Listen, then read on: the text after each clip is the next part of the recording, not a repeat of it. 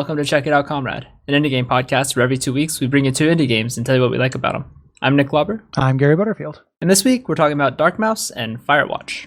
Yeah, we're going to start with Darkmaus, as people who play them probably know, primarily because we tend to do story-focused stuff second. Yeah. And there might be some story stuff that happens at the end of Darkmaus that would be considered a story spoiler, but I didn't get to it. Yeah, I didn't get super far in this game either, but it's worth talking about anyway. Especially since there's some cool things about the fact that this game was developed by a single man, Daniel Wright.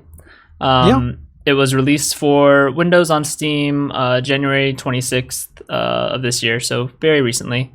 And primarily is a top-down Dark Souls aimed game where you play as a mouse instead of a knight. Yeah, this is very explicitly a Souls game. Yeah.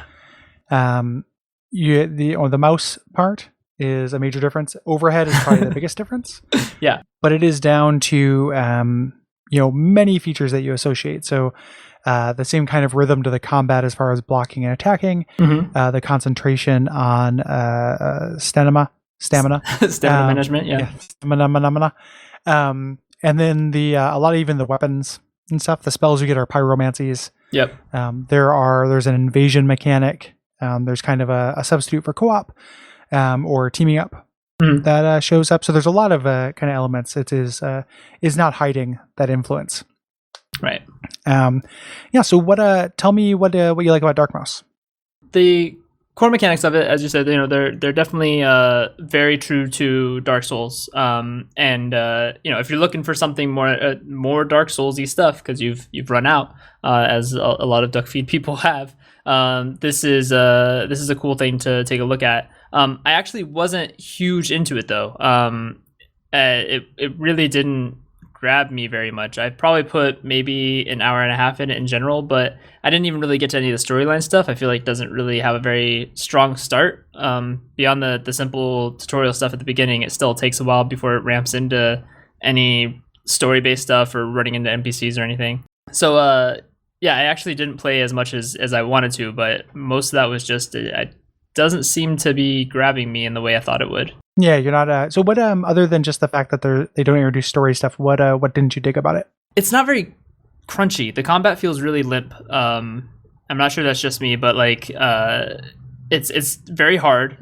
Healing items are really limited, and just combat doesn't feel as good as Dark Souls does. Like I feel really well rewarded when I am doing combat in Dark Souls, and there's a lot of kind of meat to just how it plays out. This still takes the same sort of elements of your blocking and dodging and stamina management and pattern learning, but for some reason the feel of it is not right for me. I think probably what you're picking up on is like kinesthetic kind of part of it. Yeah. The sounds and lights and the kind of feedback when you're hitting things. Because I would agree with that. Like I think that swinging a weapon and hitting somebody in the game is not as satisfying.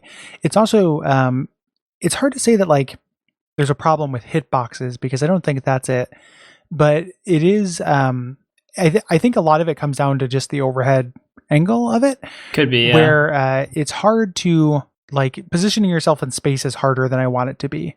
In relation to an enemy, and because it is this art style, which I don't hate, but it's much softer, than Dark Souls. Everything kind of moves in this, so it's not floaty; it's too fluid.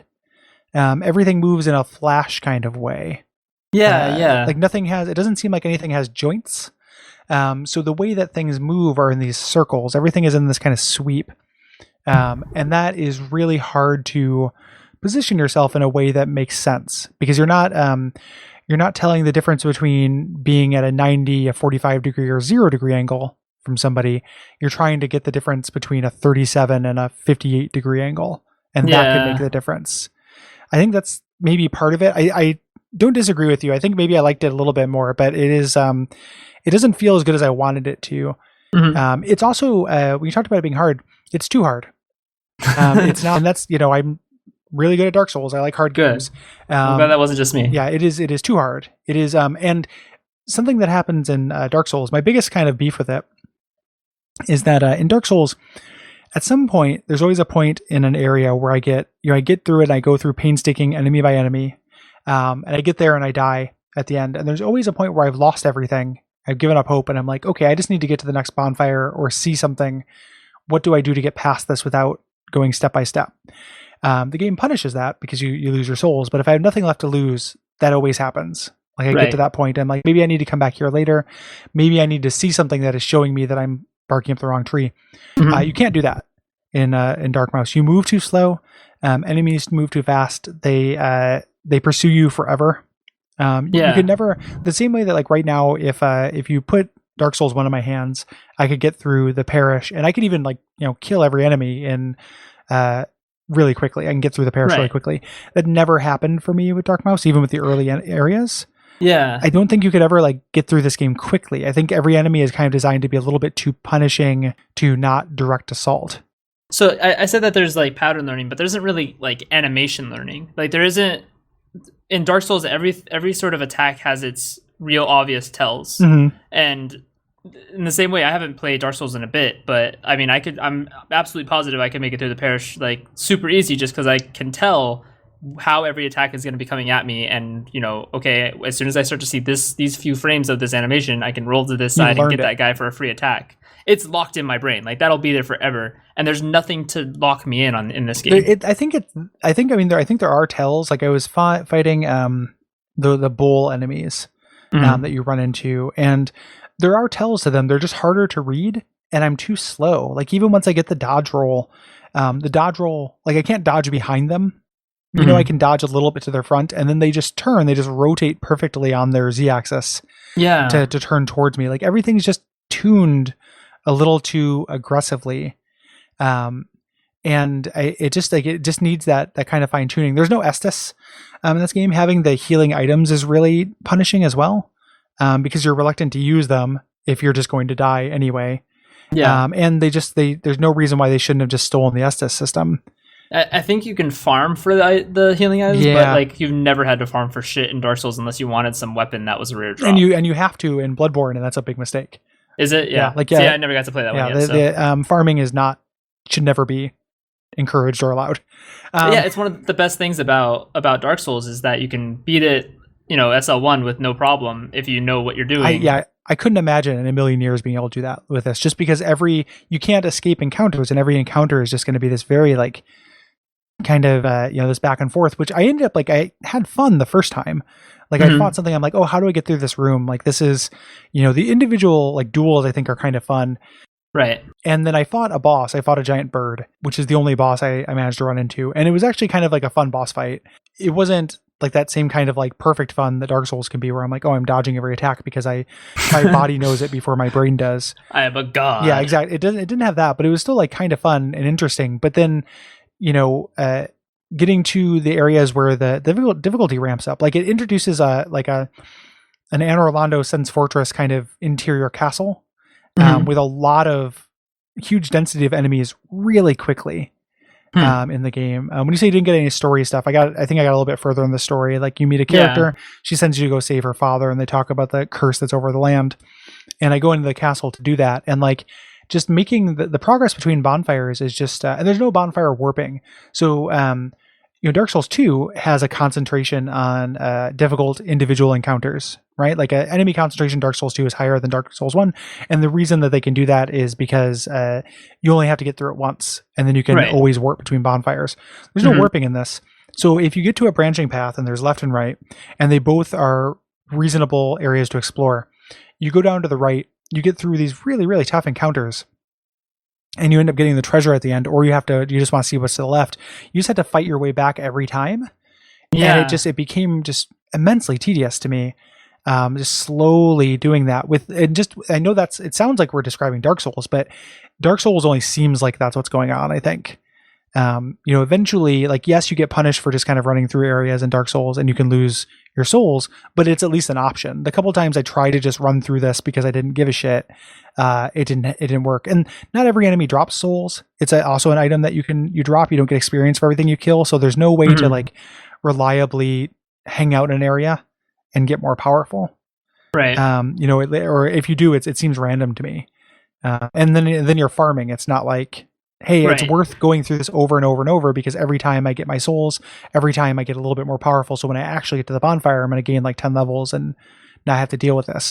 Right, yeah, even if the failure is I keep not making it to the bonfire, I don't get to the next save point, you're still making player progress. Yeah. And the way they try to mitigate that, I think, is that they have the system, which I think is actually pretty cool, which is that they this ghost system where you get an item eventually that lets you when you die, you get a little co-op buddy. And every time you die, you get another co-op buddy, and they help you out. They're not super powerful, but they're not bad. And I think that's kind of a cool idea, like this player-adjusted difficulty. Like if you die on something, you're going to get help. It's gonna help you with the part you died. Pretty into that. But what ended up happening was just like they always were with me because I was in a really hard part that I don't think was too soon for me. I don't think I was sequence breaking. I think that it was just like, this is super hard. I'm always going to have these guys. It's balanced to have these guys, but it was supposed to be like a bonus or something you don't rely on that often. Right. You assume it should help make things easier, and if it's not making things easier, then... Or if it's necessary, it's like making things possible. Yeah, that's not... And I don't think that was their intent. It was not very satisfying. So it's like, it's frustrating because it's close to being good. A lot of it is like not stuff. I don't feel like terrible about having played it. But it's not what I wanted, and it's hard for me to say like I'd recommend it. Yeah, I don't think it's bad, but I mean, it's kind of riding its whole reputation on being 2D Dark Souls. Yeah, and we got a bunch of those coming out. Like that's a thing now. But I hope that I hope the other ones are a little bit more polished than this. Like it's not even. I don't even want like it's like, oh, I wish it had its own identity and it wasn't like Dark Souls. It's not even that. Like I'm into the fact that it's like Dark Souls. I just wish that it was a little bit of a better knockoff of Dark Souls. Yeah, I think if judging it purely on its own merits and if Dark Souls had never come out and this had, which obviously would never happen, but if it had, like I would probably still be just stuck on it being too hard, if nothing else. Like I would be like, the difficulty is too hard for me, and there's not enough to push me through that. So otherwise, I mean, I think the art style is cool. I think in general the game is not bad. It's just there's a lot of little tweaks here and there that are not quite what I'm looking for and haven't managed to grab me. And when you talk about that, they're not being the story stuff to grab you, like that is true. Like that's not the most important part of Dark Souls, but like having those little evocative phrases and stuff and having that little intro movie does help. It can contextualize what you're doing, where it's like it's the whole thing is kind of featureless in every respect. So like the story is featureless, like in that there's not very much text or narration, and then the land is featureless as well. So like you have a map, but a game being based on navigation when there are so few landmarks, I think is a mistake. Yeah. And this is like the winter where I realized that really bothered me because of a lot of games we're doing on watch out for fireballs and stuff. But if you want me to navigate, if a game is about navigation, like you really have to have like landmarks and stuff. Yeah, definitely. It can't just be like the way that this T intersection might be a little bit different than that T intersection. Yeah. And with that, it doesn't do that very well. It's still like way impressive. Like one dude made this, and that's really cool. Absolutely. Like I would be super interested to see him do a second one. I would be super interested to see him patch this one. I would be super interested to see if he made a totally different game. But this, I can't call like necessarily a success. Like I didn't love it. It's okay. Mm-hmm. It's okay. Okay. So let's move on to Firewatch. And you and I haven't talked about this at all, so I'm interested to see what our collective opinion is.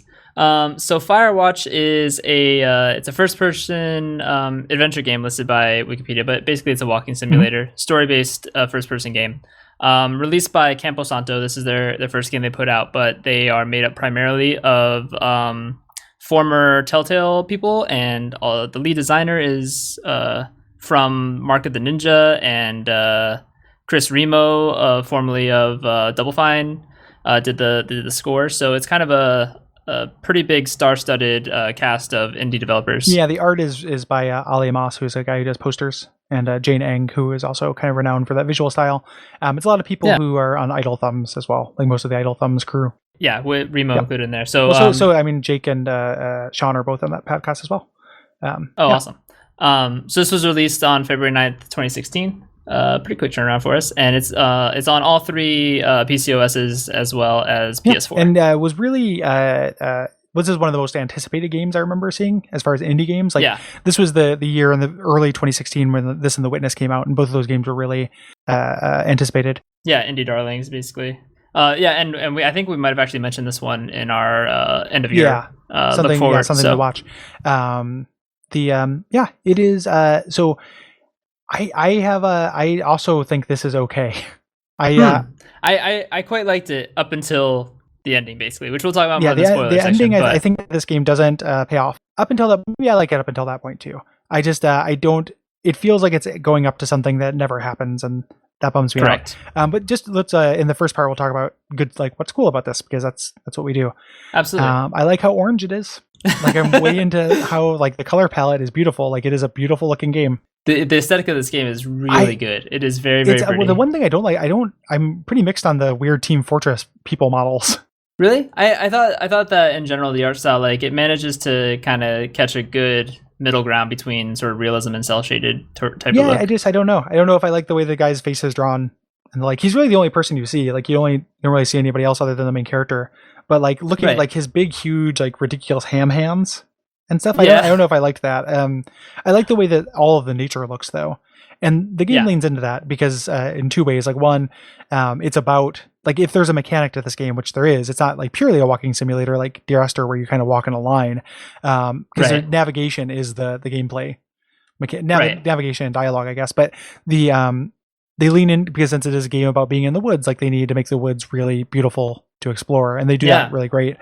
And then there's an in-game camera they give you because they know that it's beautiful and they want to take pictures, which you can then develop in real life, which is awesome. Yeah, that is pretty cool. And speaking of navigation, I think this is kind of a real perfect idea of how to do a outdoor level design. This thing is all one big map, and there are kind of set paths to everything, but right away I was recognizing landmarks and able to navigate without having to rely on the map constantly, and just everything is real well done in that you don't feel like you're locked down to paths, even though you know they're there. You played a game, you know what's going on, but for the most part everything feels real open, and you're going where you want to go by your own means. There's multiple routes to get to everything, and everything just feels real clean. The level design in this game I think is really stellar. Yeah, it's a real nice counterpart to what I had said in the last game, where that is about navigating, and that's hard to do in that game because there's nothing that you can see. In this game it's very easy to get around. So it relies on that kind of being able to see your way around, because if you want to, and the best practices way to experience this game, I didn't do this because I was playing on a deadline, but this is, if you're going to play this game, is to turn off the map markers, because you can actually navigate just using a map and compass pretty well in the game. It does a really good job of that. And because this ridge does look like that ridge, the ridge on your map, and that's excellent. They did a great job of that. They did a really good job of that. In fact, basically the second day in the game, this game is marked by days, but it's not linear. You skip a lot of days throughout and in between. But the second day is right at essentially right at the start, and is one of the longer days because you're kind of navigating all around the map, and it's really obviously designed to get you familiar with all the locations, even though it feels like this map is huge, and it does take a while to do this first walk on this day.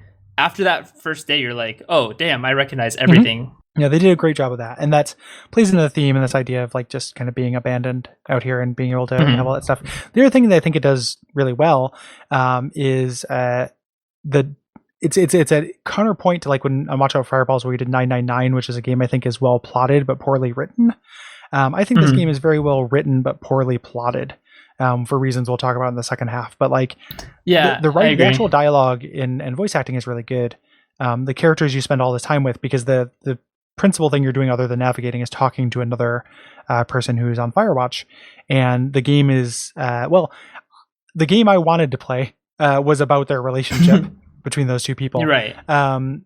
Just because they are really easily charming and come across very naturally. Absolutely, and I think another thing this game does brilliantly is sort of the interactive fiction intro that starts you off. It starts off with kind of you doing this multiple choice, essentially story about you and your wife, and it's right at the beginning, so I don't think this is too spoilery, but her fall into she gets Alzheimer's essentially at an early age. And so that sort of sets the plot for you, kind of taking this escape trip for a summer, becoming a Firewatch in this forest. and yeah, that really builds a great core for the story between the two characters. It feels super well done. Like, obviously all of your answers in there, it doesn't matter what you put in there to build you into the rest of the story, but it is really well written and feels really good, and the story that they're introducing you to is really good. I mean, it doesn't matter, but it's role playing, so that's why it's, you know, because you choose which version of Henry you want to take into the Firewatch, exactly. And then when you get a chance to kind of iterate and build on that as you respond to Delilah, the other character. So it gives you this sense to define who you want to play in like a strictly, you know, literal role-playing sense, not a stat-based one. And then you get a chance to actually articulate that. The same story beats are always going to happen, and that's like a criticism of walking simulators, which I don't agree with. Like the way it articulates, you know, The Walking Dead ends the same way more or less. It's just there's my version, you know, and then your version, you know, and that's fine. I'm happy to make my own version of that story. Absolutely. It does that really well, and you can tell that the people who wrote it had that pedigree, where they can concentrate on, you know, they know that the important thing is just what you did as your own version. Same thing with Gone Home, where like Gone Home, you know, yes, the same information is there, but the mechanic of Gone Home or the play of Gone Home is how exploratory you are and how much of the story you learn. Like that's the act, is like, do you want to keep digging and doing this archaeology? It's this, you know, the same things are going to happen. That game is going to end the same way for everyone, but my version is the person who was curious enough to go into the basement and came to the same conclusions I did. The same way my version of Henry is the one that is, you know, doesn't blame himself, you know, for this, and is okay, you know, doesn't feel guilt over this, or does feel guilt but is trying to forgive himself, you know, versus the version that's downtrodden and hates himself, you know. So that stuff's all really successful. But we'll get in the story section or the spoiler section. Like, I just wish the game leaned into it more. That beginning, the first like couple hours, so the game's about 4 hours long. It's, for a 4-hour game, I think it's mildly expensive. You know, like $20 for very little. Like, I can't really imagine playing it again. You know, again, I'm always skeptical of dollars to hours ratios, but it's not for something with so few mechanics. Like, I don't know. I kind of wish that there was some branching our story points, maybe some points of story articulation would have helped. But it's those first like hour and a half before they kind of introduce the hook, I think are really strong. And then there's some stuff later that happens that's still strong, but like ultimately left a taste in my mouth, which we'll end up talking about. The first part is great. It's really pretty. The voice acting is very good. I'm glad that this exists, and I'm glad that games like it exist. And most people who don't like it, not everybody, but a lot of people who don't like it, are asshole Gamergate conservative types. So much like Undertale, I find myself like disliking something, like keeping bad company. Like I dislike something that a lot of assholes dislike for different reasons. Well, and it's even hard for me to say that I dislike this. Like, I enjoyed the vast majority of the time I spent with it. So I'm not going to go. I think that we're probably old like yin yangs. I think I probably like Mouse a little bit more than you did, and I think you probably like Firewatch a little bit more than I did. Neither of which are unmitigated disasters, but neither of which were what I wanted them to be, or even what I think they were trying to be, which is more important. Like, you don't, you try not to judge art based on like whether it's what you want it to be. You try to judge it based on whether it's successful, and neither of these games I think are fully successful. So do we have any other Firewatching things? No, I think that's probably good. I think let's get into some admin stuff, and we'll talk about sort of like the storyline plots, and our main disappointment with this game. So admin stuff. You can come check us out on social media at Comrade Podcast on Twitter, or check it out, Comrade, on Facebook.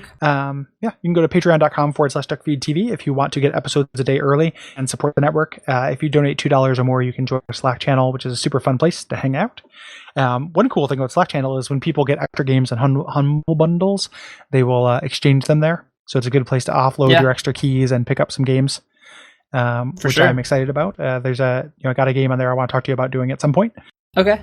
If you have any game suggestions, you can hit us up on any of those points, and also a contact form at Duckfeed.tv/contact. And then ratings, reviews, and telling your friend are the main things you can do to get people into the show.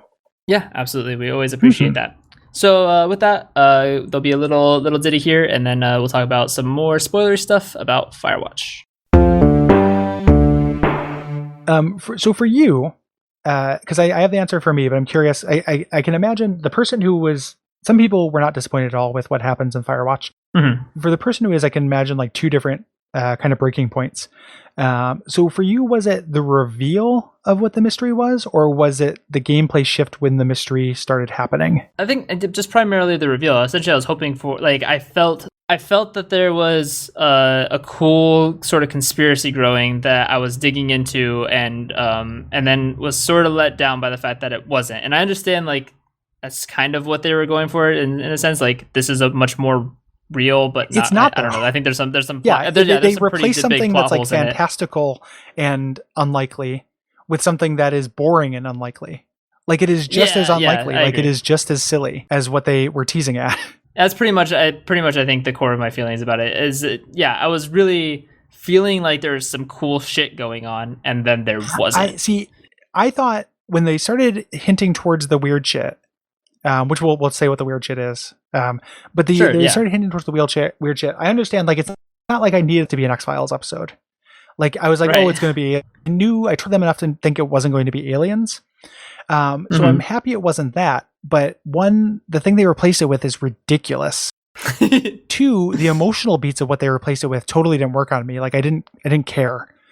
Three, it changed the story focus really far and doesn't. I can see what it's trying to do thematically, but did not enrich my understanding or comment on either of the principal characters in an adequate way. So, like, I think that it is the back half of this game is a failure. Like, I don't think it does anything it needs to do. It's not even like the entire back half. It's like, to me, it's up to, I don't even know. Yeah, up until like the start of the discovering the body and like digging through the cave and getting the cave key and stuff. Like, as soon as you get the key, that's when everything is fucked up.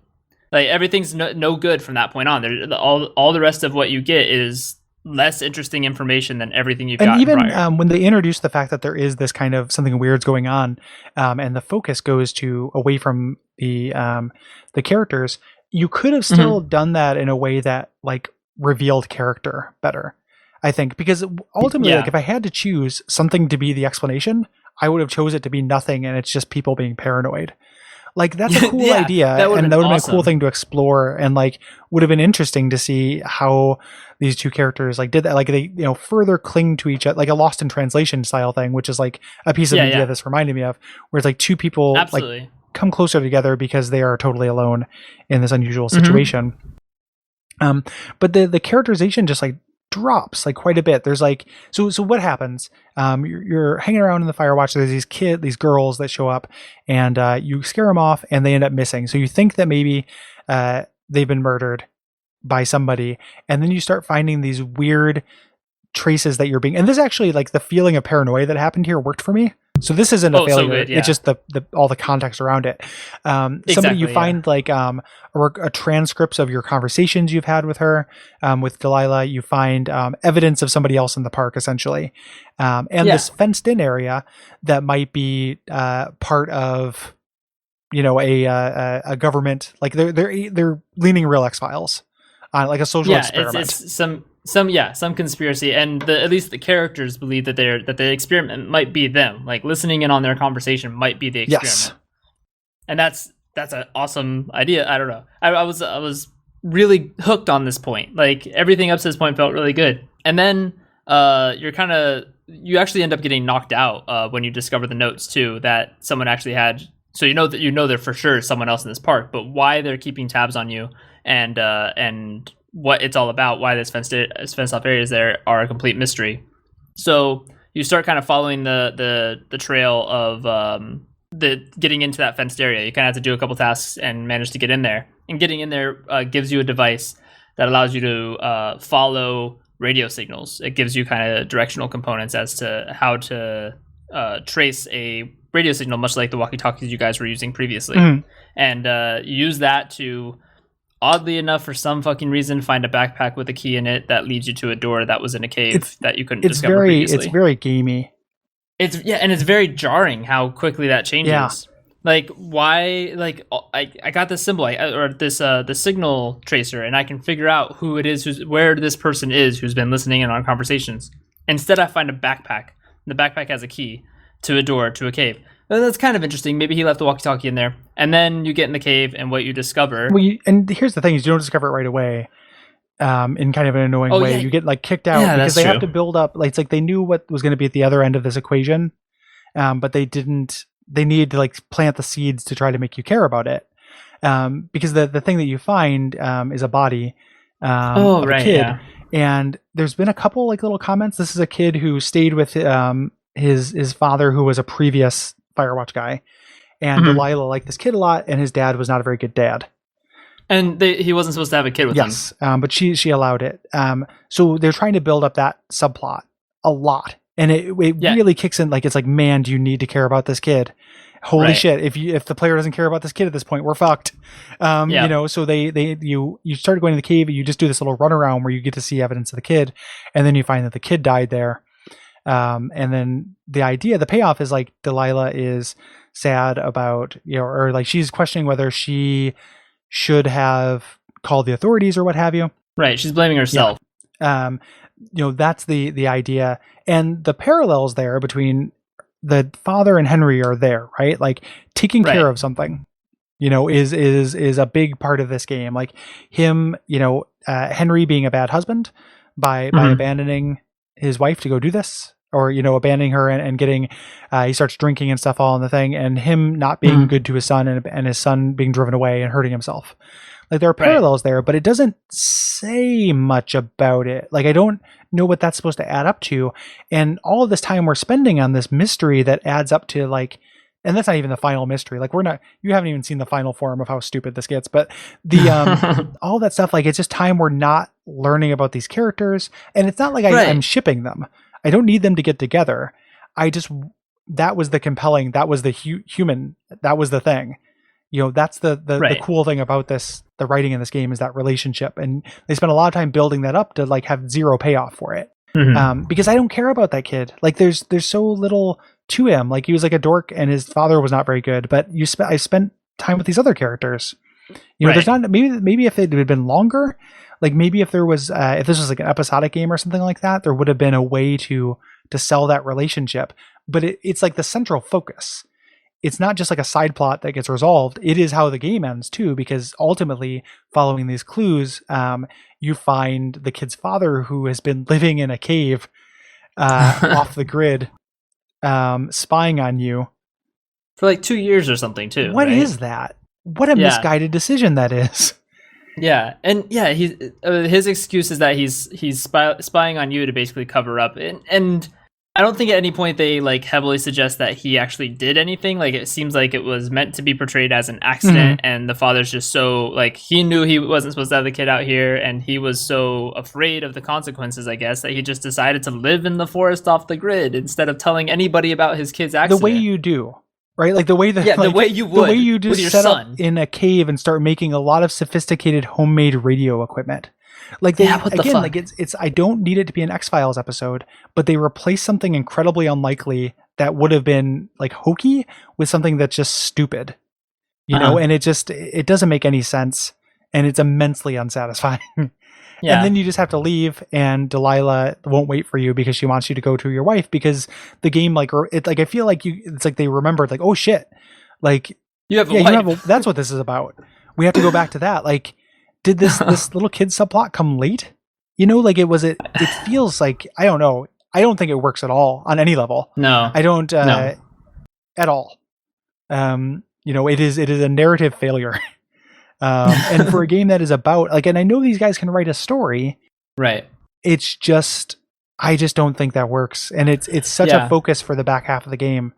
And even when it's cool, even when it's paranoia, it's distracting from them actually building the bricks of like something that would have been more satisfying. Well, I mean, I think I like the paranoia as sort of a, the collective paranoia as a means of growing closer between the two characters. Like, I actually really like that as a device for you and Delilah growing together, because you guys are both super exposed and, like, really scared. And so, like, there's a lot of really personal conversations going on and stuff, and it's super character building. Like, it's really good up until that point, but then they drop relationship as a core, like, point in the story right when everything gets good. Yeah. It's really disappointing. Like, with how much I like the first half of this and how much like these types of games are in my wheelhouse, I was really expecting it to be like just have like a theme, like be a little bit more cohesive as a thing, and that just didn't happen. So it's like it's not like I regret playing it. It's very beautiful, and it's the stuff that's good is really good. I wish the soundtrack didn't spend so much time just going between two chords, but like when it didn't do that, it was really good. But it just ended up like bumming me out. Like too many red herrings too. It started feeling like really conspicuous. Like, oh, the girls, they might be murdered. And then there's a part where like she asks you to go meet her at this tree and you have the choice to leave your wedding ring or not. Which the idea being like, oh, it's like we're gonna go fuck under this tree. But your character would know because you guys have been talking about this weird paranoia thing. And then it turns out not to be that. Like that's actually a more interesting story. Like it kept like doing these red herrings towards something that like was cool in favor of this plot that I didn't think worked at all. And like that will vary. Like some people are gonna be like, man, I feel really good or really bad about the cool Dungeons and Dragons kid that got killed in a cave. But it just if that worked on you, great. Yeah, even if it worked on you, I don't think that you could make the argument that it has a strong connection to the rest of the story. Right. And that's what bums me out. Yeah.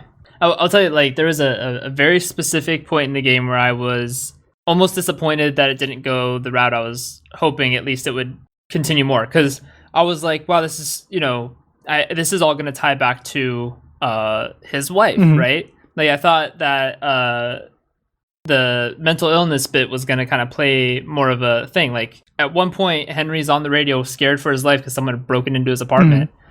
And he says to Delilah, "Am I going crazy?" Yeah. Like I don't know. Like, am I losing my mind? And then that's it. And like that's the end of exploration of mental illness entirely in the game. And I was like, "Fuck! You guys had such a good like ley line to this. It would have been such a good That's a really cool parallel. This idea between him seeing things that aren't there and his wife seeing things that aren't there, except for that he's seeing things that are there, and it's a guy who decided to live in a cave for 2 years and build homemade high-tech instruments out of batteries and radio parts. Yeah, it's just it's too many red herrings and too much like. I don't know. Like, I don't know if I'm supposed to feel tricked or whatever. Also, and this is at the end, so the fire is going out of control, you're getting evacuated. This is something where the layout actually failed me because that's supposed to be really intense, but it is very easy to go, like, not all paths will go to all places. So you can get to, like, getting lost on the way back to that thing is a real good way to suck any tension out of running for a helicopter.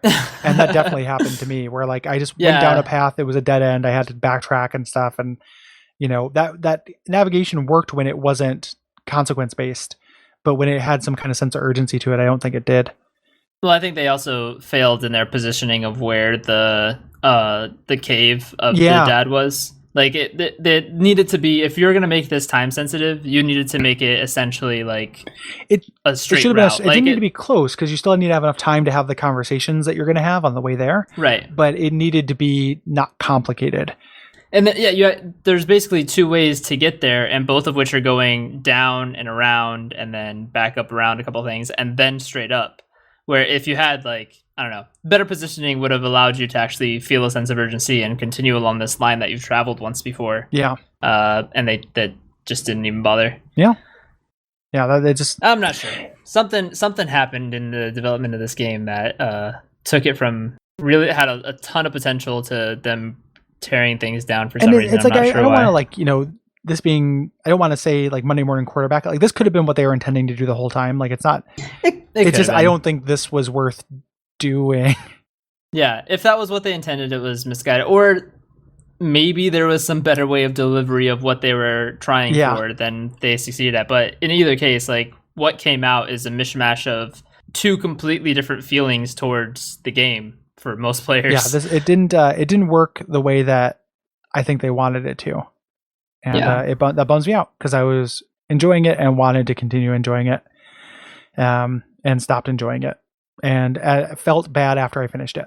Like I was like, that was pretty in orange, but does not work for me. And you know what, the Delilah ending portion too, after this non-sense of urgency running up there, doesn't gain anything. Like, you explore her hut for a bit, and she's like, "Yep, I'm not there. Helicopters coming. Go see your wife."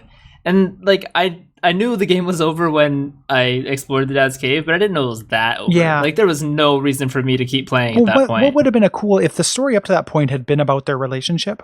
If we didn't spend the last 2 hours like getting distracted by this dumb subplot, then getting to the place where she was and kind of seeing this person that you only know through one imperfect facet, like through just their voice, and getting to explore them through their surroundings is actually a cool idea. Like, if she had like a maybe a bigger cabin or something where there could be more of that, because there's a little bit of that, but I just felt like distracted. Like, I was like, oh, like, you spent so much time trying to get me to care about the kid, and now while I'm trying to do that, you're trying to yank me back to Delilah. Yeah. You know, it's not like I can only care about one thing, but like, it has to be, you know, it is the person who's writing a story's job to make the reader care. It's not my job to like, just give them the benefit of the doubt, you know, like, I'm going to like them. They're a person, you know, they're not real people. Like, they're fictional characters. You have to do more work than you would do in real life to get the reader or the player into something. And it wasn't focused enough for that. I think, yeah, I would have really liked there to be, without all this distraction, like going to her place after all this time of, you know, not being distanced from her and not really being able to spend much time with her. It would have been a cool exploration of the character, but they put it at the end of a time sensitive portion. I guess, yeah. It's not. There's no time limit. It just feels time sensitive. Well, the story's obviously urging you to get the hell out of there. There's a sense of urgency to it that is, and so is she. Yeah. She leads you on, even if you tell her to hang on, and she agrees to hang on and not go. And it's so weird. It's so weird. It's because she would have looked like a freaking mutant. Like, because she would have looked like a Ninja Turtles cartoon. Fists. Yeah. She would have had gigantic fists, and it would have been weird. You know, so they needed to not have other people in the story.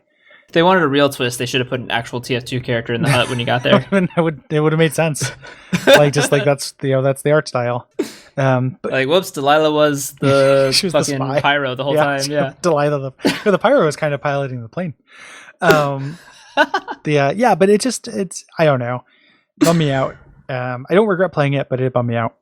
Yeah, I hope they continue on and do some. I mean, they cool are. stuff, They've tweeted as such because the game made them a lot of money, which is good. You know, because I would like to see them try this again, but I don't think this is a very good game. All right, two games that are pretty hit or miss, guys. Yeah. So all right. Anyway, unfortunate. We've got more stuff coming up. I think we're doing Talos and Super Hot. Okay, yeah. Absolutely. I'm totally up for that. But we might not do all of the Talos DLC. I might save that for a second episode. Yeah, I'm like several hours in Talos Principle, but it's a long game, so okay. And I would like to I haven't even play it. So I haven't even started. Oh well, so then maybe we won't me. end up doing that because it is like a 20-hour game. And I don't know. I can try and squeeze it out. I'm pretty interested, so I have a feeling it'll catch me. So it's only hard for me to put extra hours into games that aren't really hooking me. So cool. All right, guys. We will see you next time. Thanks for listening. Bye.